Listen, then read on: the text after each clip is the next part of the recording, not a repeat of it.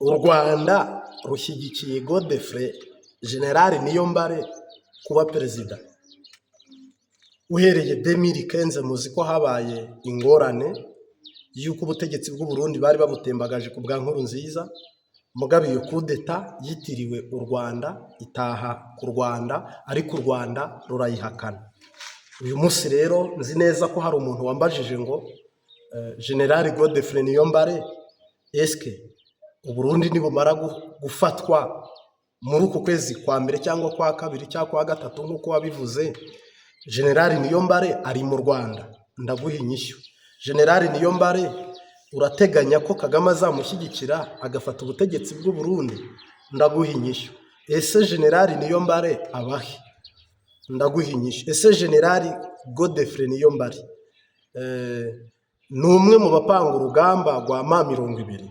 Ni umwe mu baba mu mashyamba ya Kongo, aba muri Kenya, aba mu Rwanda? Ndaguha inyishyu kandi itomoye nziza.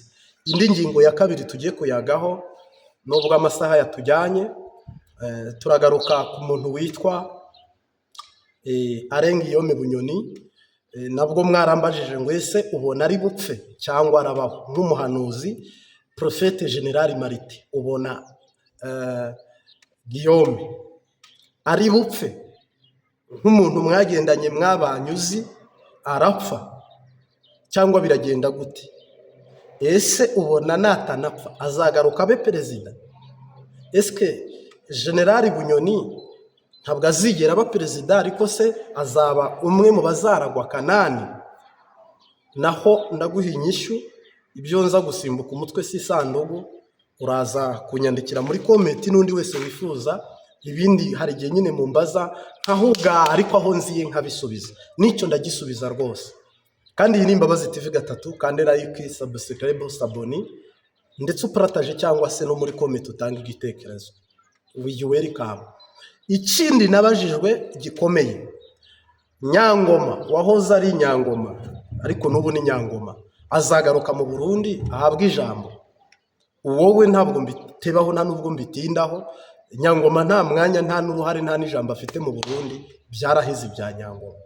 Ibya Nyangoma byaraheze nk'umuhanuzi, nta bindi bisigaye. Ubwo abamukunda, abamwemera, nawe nubwo yaba nanyumva cyangwa se n'ubu butumwa akaza kubwumva, ijambo ryiwe mu Burundi n'umwanya we mu Burundi, oya, nta Nyangoma rwose, nawe ubwiwe nta bimurimo.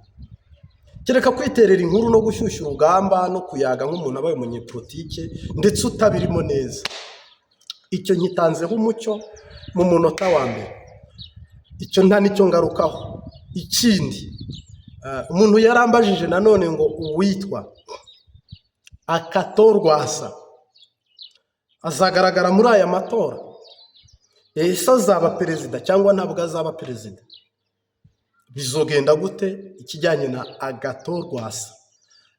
Kare namugaruyemo hano ariko sinigeze muvugaho, kandi hano ni iby'impwemu.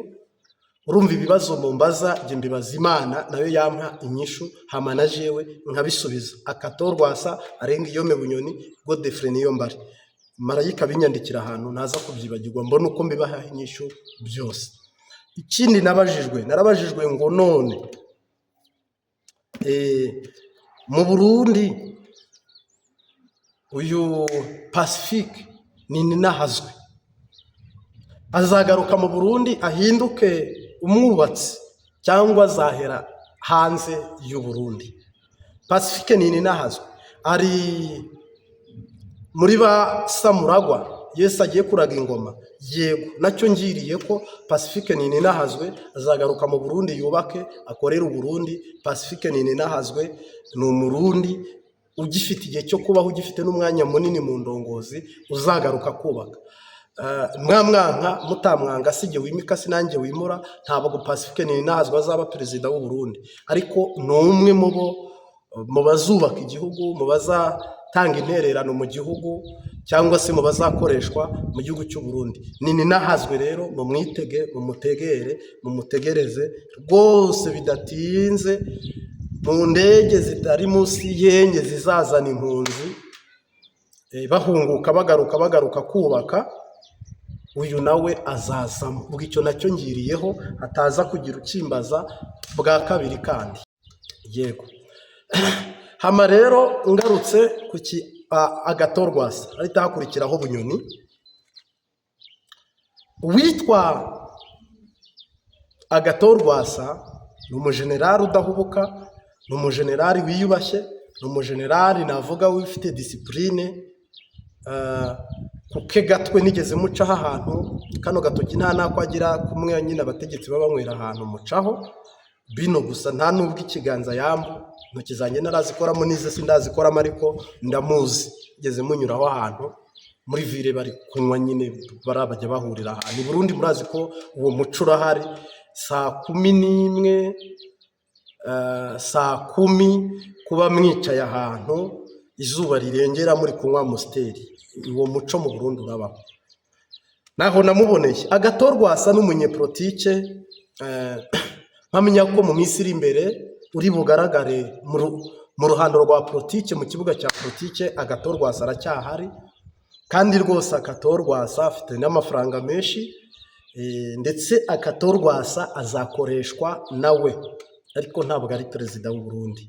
Kandi nigeze nanabivugaho, ariko Agathon Rwasa azagira umwanya ukomeye, azahabwa icyubahiro, azahabwa ijambo, azanarama rwose. Agathon Rwasa nta rupfu rumuriho rurigiturumbuka cyangwa rwihutirwa.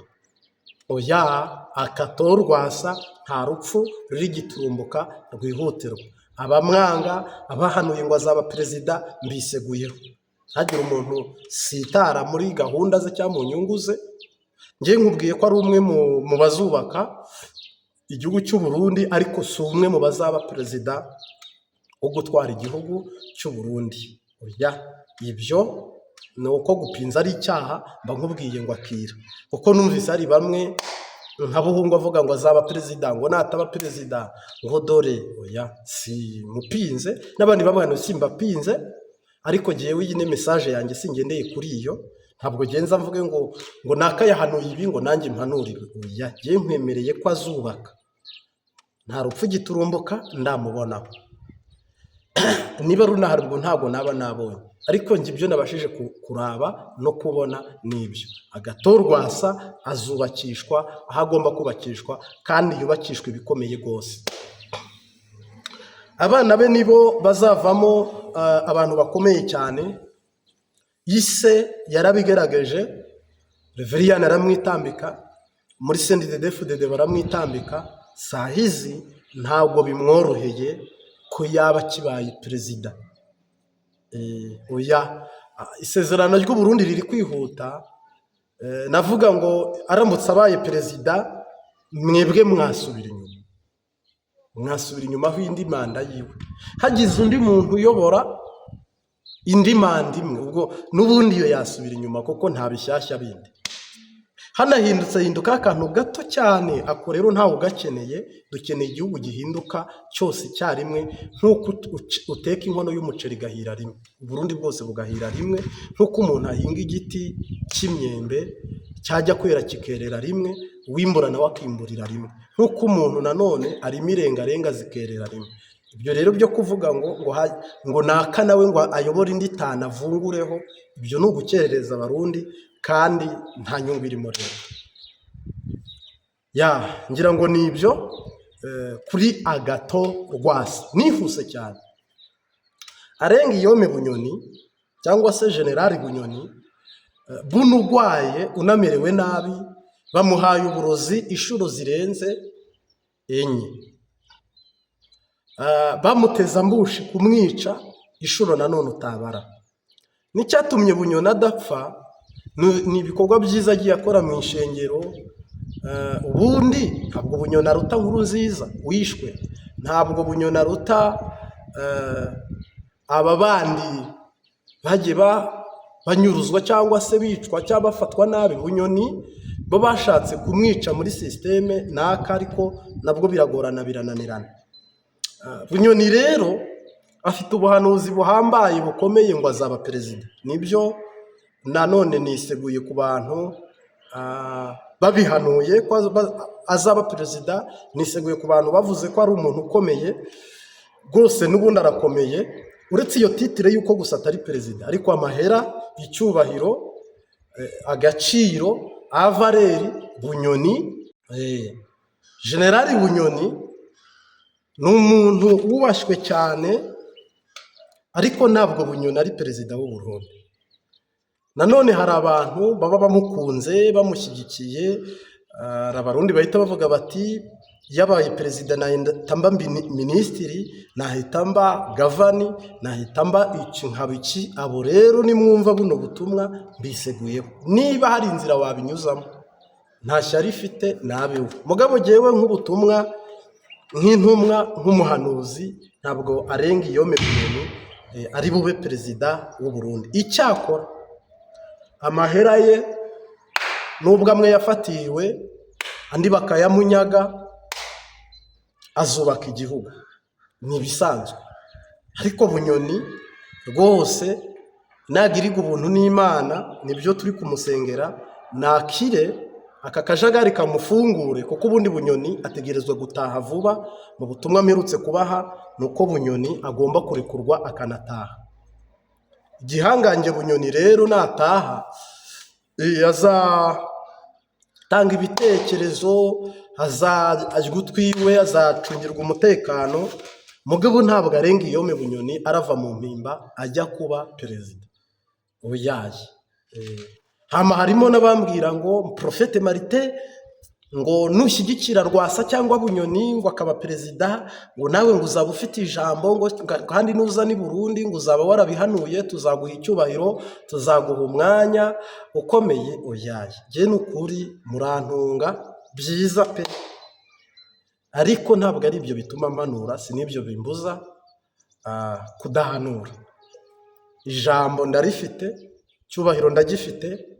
Niba mbasha kuvugana n'Imana, niba mbasha kuba muri ofisi nkicara, Yesu akampa urwandiko ndi bubasomere, ni kuri birampimbaye birangiye. Ninzi Burundi rero nkarara ku mworo, azaba hiriwe, ahubwo nzasiga muhanuriye kugira ngo nawe agire iterambere. Naho ninza twarenga iyo Bunyoni, nkaryama heza, nkanwa byiza, nkarya byiza, ibyo rwose Yesu yarabitubikiye, n'ubu turabironka, na mbere ya 2015 twarabirose. Nukuri ibintu musezeranira byose ndabyumviriza. Mugabo Yesu uko mbaho, ntabwo nzi gucinya inkoro ngo urumva ngo hanura ibyo dukunda n'ibyo dushaka. Wowe ibyo ushaka byihanurire, ni uburenganzira, byiyatureho, bisengere, bibyiganire. Arenga iyo Bunyoni rero ntabwo ari bube perezida w'igihugu cy'u Burundi, ngira ngo n'ubushije narabibabwiye, kandi nta n'urupfu rumuriho, kereka we niyinangira umutima ntiyihane. Ariko sahizi arenga iyo Bunyoni agiye gusohorwa mu mpimba, ababarirwe, yisubirire mu rugo rwiwe rwose mu buryo bumworoheye, yidegembye kandi byo kuvuga ngo azihorera, ngo afite ishavu n'inzika, azihorera abadahari, ntabahari, azasohoka asanga bamugambaniye bose, nta n'umwe azaba akibona nyine ngo amwihoreho cyangwa se amwice. Yegome. Arenga iyo Bunyoni rero nawe wari kuba perezida rwose, ari kuba perezida, nkamenya ko yaba Nkurunziza akiriho, iyo badaha Evariste Ndayishimiye bagaharenga iyo Bunyoni, igihugu kiba cyarabandanyije, nta gitoro mwari kubura, amahera mvamakungu ntimwari kuyabura iyo kiyoborwa na Reveriyane, ibyo mwari kubironka, ntabwo mwari kuba mwinjiye Kanani. Ariko Ndayishimiye ni umunyepolitiki uri munsi yabo. Ndayishimiye ari munsi ya Rwasa, munsi ya Bunyoni, munsi ya Reveriyane. Ibyo bihangange bindi umwe muri biyaza kubandanya. Niba iyi manda bundi neva yarayibariye, yari umwe muri abo. Rwasa nababwiye yuko ubundi nayo iba yarabaye ariko yararangiye. Ni ukuvuga rero ibyihutirwa cyangwa se ibihari ni uko ibi bihangange byose mu Burundi, aba bafite ijambo, uko nabakubariye nuko nabadondekanyije, ngiye kugaruka kuri niyo mbari. Kugira ngo ube perezida ntabwo bishoboka, imitima yabo ntabwo bigishoboka ko Imana amaze gutegura iranubaka, irasize, iranasakara, donke biruzuye. Ni ukuvuga ngo hari umugambi w'Imana w'uwatoranyijwe ari we Dawidi ugomba kwima ingoma. Uyu rero abarundi bose ntabwo bamuzi, cyakora mu mwuka harimo abamuzi. Uyu Dawidi rero ntabwo ari wa mugabo njya avuga ujye ukunda kutubwira ngo ndaje ngeze kuri ntuza niyo mbare. Hari umuntu ubuhanuzi bwa Nikora, ntabwo Nikora ari we mwami Dawidi arabakimbajije nacyo oyaye. Nikora si we mwami Dawidi jye nahanuye mu gatwe kanjye. Nikora ntawe ahuriye n'iby'umwami Dawudi. Sasa uwitwa Generali Godefroid Niyombare ndamuzi, nawe ni umutama wari umwishyikira kwa Nkurunziza, saro zisa, babyarana abana mu ibatisimu, ari abagenzi basangira buri kimwe cyose cyane, wakoreshejwe n'Abanyamerika bakamutera inkunga muri ibyo bya 2015. Hajya rero Godefroid ari hehe? Godefroid nimumbaza ngo ari hehe iyi segonda tuvugana, mukambaza ngo azaba perezida ashyigikiwe n'u Rwanda iyi segonda tuvugana, mukambaza ngo umugore n'abana biwe baba hehe, muraba mumbajije ikibazo gikomeye, ariko nanjye ngiye kubishyura muri ubu buryo yenda bunyoroheye.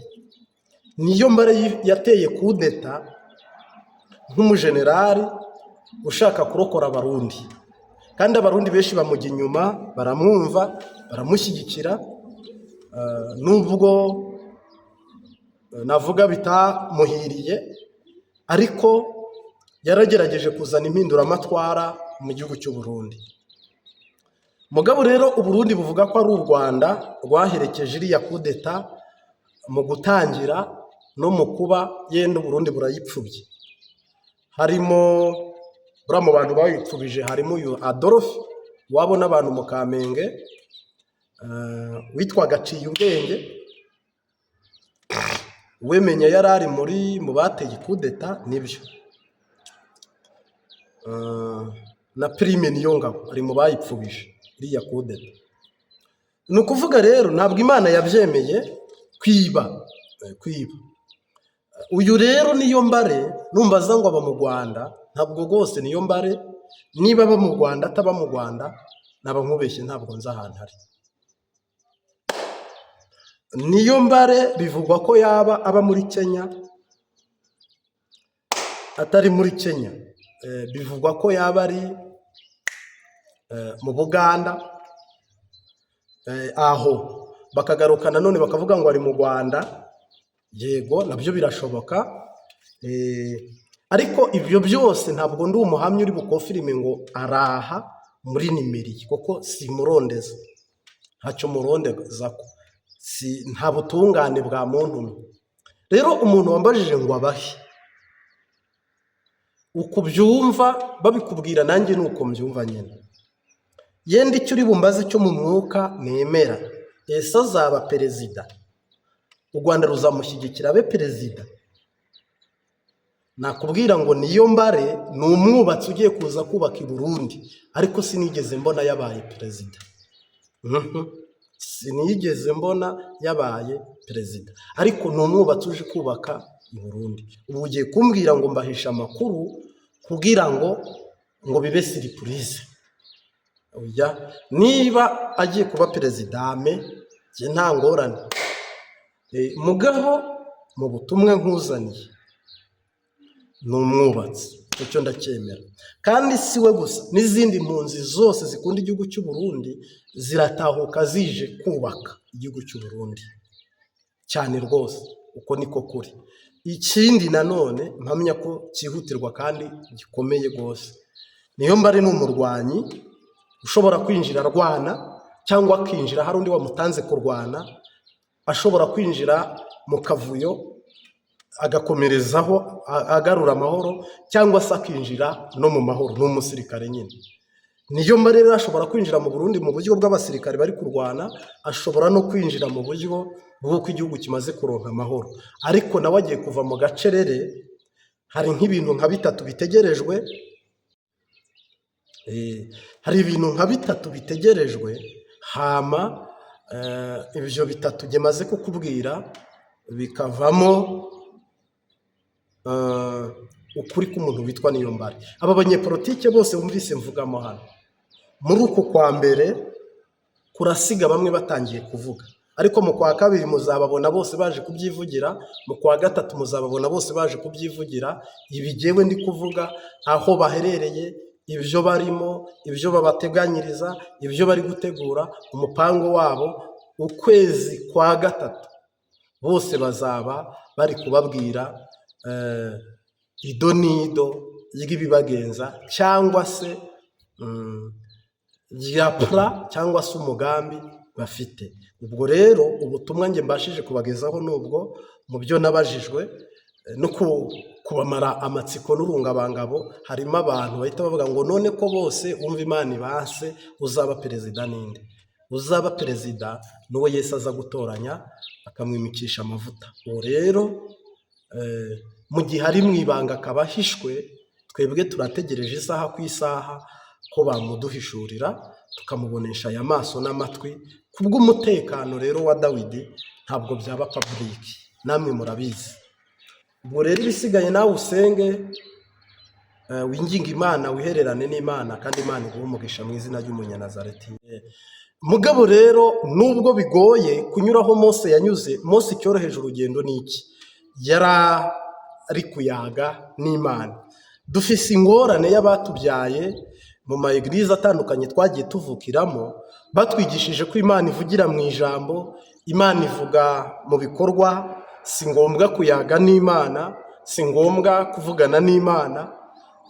Ofete tugenda nyamuragi, tugenda buhumyi, tubaho buhumyi, ariko si byo Yesu yatwifurizaga.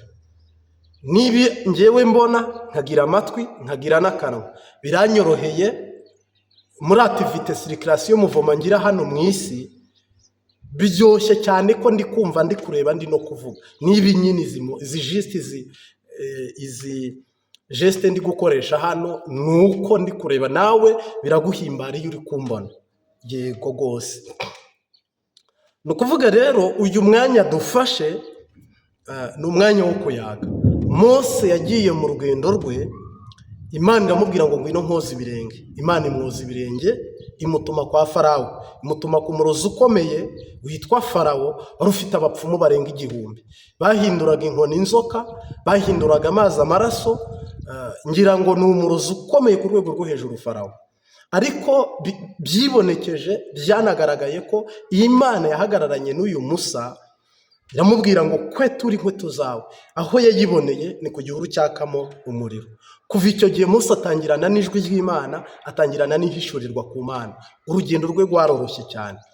Buno biratangaje ko umuntu amara ukwezi ataravugana n'Imana mu nzozi, mu ijwi, mu ijambo no mu iyerekwa.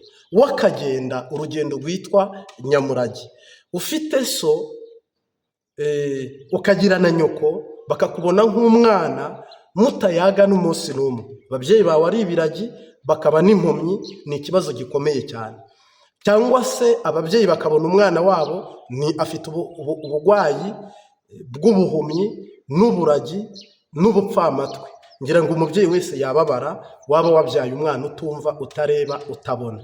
Uyu munsi wa none ijuru iyo ritwitegereje, Yesu yifuza ko tuyaga nawe avamidi apremidi mu nzira, akaduha amakuru, akatwereka urugamba, tugatonda urugamba tubashije kandi dushoboye. Bipfira he? Byankirahe? Imana idutabare.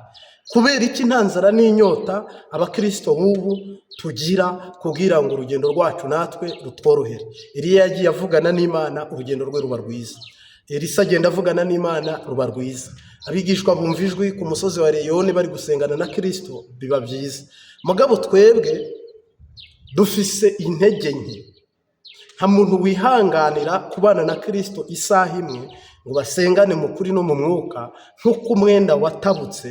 Ntabwo buno navuga ngo mwuka wera ngo ni uwabariya, oya. Bibiliya iravuga ngo abakobwa bazavugishwa, abasore bazerekwa, abatama bazarota, ndetse anatwongera ko tuzajya twumva n'ijwi. Izo mpano zose ntabwo turi ibicibwa, ntabwo twirukanwe, ntabwo baduciye kuba twaba abaragwa mu bijyanye n'isezerano rya mwuka wera. Ijuru ntabwo turizi, ariko mwuka wera niwe uhazi, niwe utuyoboye.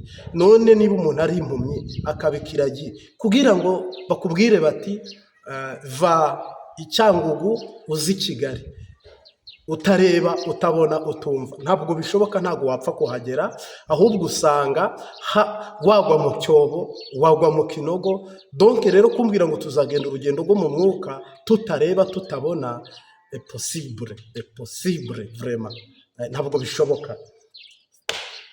2026 dusenga Imana ivuga, dusenga Imana ikora, dusenga Imana yumva, dusenga Imana iriho, dusenga Imana ishoboye, dusenga Imana ihambaye.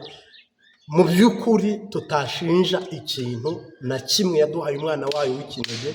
Umwizera wese adacibwaho iteka, ahubwo ahabwa ubugingo buhoraho. Intambara yoroheye ba Yosefu mu nzozi nuko yari yarabirose, ahita wahagarara mu izamu ryo kugira ngo bizasohore nk'uko yabihawe. Icyakomeje Moridekayi yari umuzamu gutsinda Prime Minister wari wahawe impeta y'urukundo Hamani, nuko yavuganaga n'Imana. Icyashoboje Esiteri wari umuyaya kuba mama perezida kandi akarokora abayuda, nuko habayeho kujya bavugana n'Imana. Kubera iki tubona mu isezerano rya kera ngifite umukiza yumvugira ku Mana, n'inshuti idahana si nk'izo mu isi, iteka arandinda akankingira n'ibyago, icyamo akaba umukiza wawe. Njya ninginga Imana ngo ikwereke Yesu, umwakire nawe niko musabira. Njya ninginga Imana ngo ikwereke Yesu, umwakire nawe niko musabira. Nzahabwa n'umwambaro mwiza wera cyane, twabacunguwe yatubikiyeyo. Njya ngira amatsiko nkawifuza mukwe, icyama ngo ntabuza wambara uwo. Njya ninginga Imana ngikwereke Yesu, umwakire nawe niko musabira. Njya ninginga Imana ngikwereke Yesu, umwakire nawe niko musabira. Nzahabwa n'umwambaro mwiza wera cyane, twabacunguwe yatubikiyeyo. Njya ngira amatsiko nkawifuza mukunzi, icyamba ngo ntabuza wambara ubwo. Njya ninginga Imana ngo ikwereke Yesu, umwakire nawe niko musabira. Njya ninginga Imana ngo ikwereke Yesu, umwakire nawe niko musabira. Ngagira amahoro mu mutima, yahawe na Yesu umukiza wawe. Atemba guhuze abisirira yawe, icyama yahawe nawe. Njya ninginga Imana ikwereke Yesu, umwakire nawe niko musabira. Njya ninginga Imana ikwereke Yesu, umwakire nawe niko musabira. Numara kumwemera nk'umukiza wawe, uhamye mu bandi ibyo yagukoreye, usabe n'Imana ibahishurire, bahabwe umuruho wahawe nawe. Njya ninginga Imana bikwerekeye, urakire nawe niko gusabira. Njya ninginga Imana bikwerekeye, urakire nawe niko gusabira.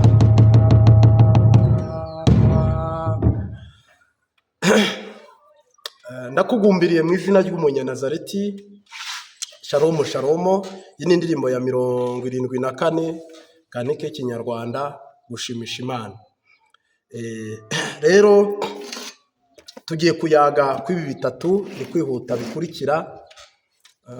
Turayaga ibarabara turimwo rijya Kanani nirijya mu ijuru. Tugaruke turebe nanone mu Kirundi baravuga ngo nta ugenda bataraganye ku cyo umuntu agenda mw'iryo barabara rijya Kanani, ariko ntagenda yaga n'Imana. Ku cyo umuntu agenda mu ibarabara rijya mu ijuru ntagenda yaga n'Imana.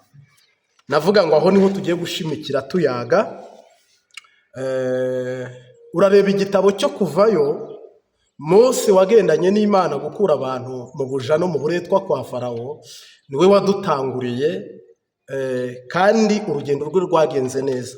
Iyo twitegereje abatubanjirije bose dushima urugendo rwabo, tukavuga ngo very good, bagenze neza. Suko batahuye n'ibikomeye, suko bahuye n'ibyoroheje. Mpamya ko jewe n'umbwe ngo nyuraho Mose yanyuze birago. Umwami wacu Yesu Kristo yavuganye n'Imana, Aburahamu avugana n'Imana, Mose avugana n'Imana, Eliya Elisa bavugana n'Imana. Intumwa 12 ziyugaranye, zabuze aho zijya, zabuze icyo zikora, zibuze ayo zicira, zibuze n'ayo zimira. Umwuka w'Imana arabasura. Uhereye ubwo mwe mu Imana amaze kubasura, Petero arahamya, avuga ururimi, ndetse yuzura umwuka wera, yihanisha benshi. Uyu munsi rero twebwe mu rugendo rwacu dufite abungeri bagwanira inyungu zabo muri eglise. Noneho ugasanga kwigisha, kurera, kubyara, kuyobora abantu mu masengesho ashobora kubahuza no kuyaga n'Imana, no kurota inzozi ziva ku Mana, no kumva ijwi ry'Imana, no kugendana no gukorana n'Imana, ntabwo bishoboka, ntabwo bikunda. Tibe shezerererebo zomene ya zopaya. Buno umukristo mwiza akwiye kugira muri we inzara n'inyota yo kwibaza no kutaka no gushaka no guhirimbanira, gusenga Imana ivuga kandi iciye muri uko kumwenda watabutse, kugira ngo Imana ivugane nawe. Njyewe icyatumye mba i Bujumbura kuva 2014, ubwo nahanuraga ubuhanuzi bugasohora 2015, nkaba muri quartier zitandukanye kandi zirimo imigumuko, kuzageza muri 2019 ubwo byaheraga covid iteye. Nashobojwe nuko narayagaga n'Imana, nkavugana n'Imana. Ntabwo ari uko bangiriye imbabazi ko ndi umunyarwanda, suko bankundaga, abishe bene wabo sije bari kwanka. Mugabo gusenga no kuyaga n'Imana. None ga wewe wasenga umwaka wose, ugasenga ukwezi kose, ugasenga y'itatu, ugasenga y'ibiri, ntiwumva Imana ikuvugisha, wowe uhora uvuga wenyine, vipi?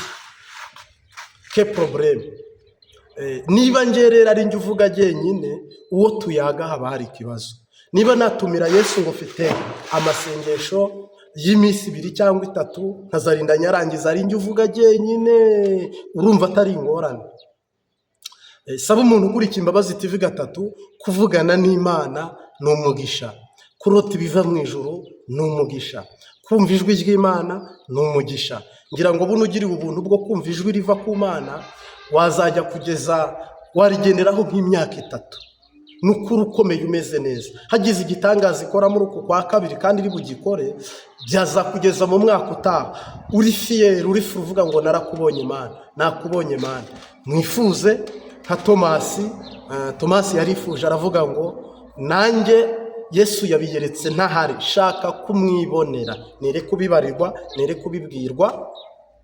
ahubwo na jewe shaka kumwirebera. Ngo we aranatambuka areba inkovu, areba byose. Yesu aramwiyereka kuko Yesu yakundaga Tomasi.